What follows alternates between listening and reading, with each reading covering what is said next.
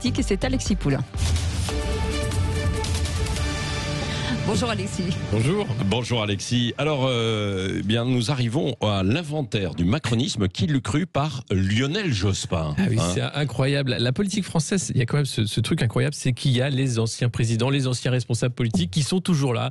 À gauche, c'est François Hollande et Lionel Jospin, qu'on pensait pourtant retirer des voitures, mais qui écrit un livre avec toute sa hauteur, où tout le monde finalement se range derrière lui, y compris Jean-Luc Mélenchon, disant « Eh bien, lui au moins, il n'a pas peur des insoumis, bravo à lui ». Et sur le macronisme, Lionel Jospin dit des choses et avec sa liberté de parole en disant que Emmanuel Macron ne fait pas partie de l'histoire, il est le produit d'un moment et que le Macron, c'est un moyen assez délicat de dire que le macronisme n'existe pas puisqu'en fait c'est juste ce moment qui a permis à Emmanuel Macron de devenir Emmanuel Macron et d'accéder à la présidence de la République. Alors c'est un peu facile de dire ça aujourd'hui, mais c'est vrai qu'on voit que la République en marche, le parti, ne s'est pas ancré dans les territoires. Les municipales ont été un échec. Aujourd'hui, on voit à l'Assemblée nationale des désertions successives au sein du groupe La République en marche pour aller chez le MoDem ou créer des groupes dissidents. Alors, ils sont tous d'accord, c'est une majorité présidentielle, ça reste quand même une majorité.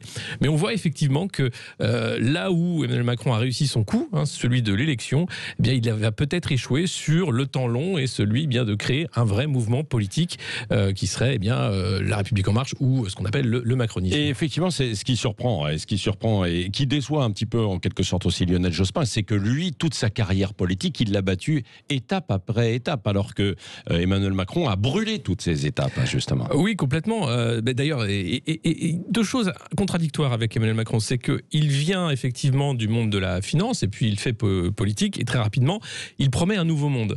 Et là, c'est un peu le premier mensonge, puisque En Marche, ce n'est pas du tout le nouveau monde, c'est à la fois des gens de droite, de gauche, du centre, mais qui sont des vieux routiers. François Bayrou, on ne peut pas dire que c'est le nouveau monde. C'est vrai.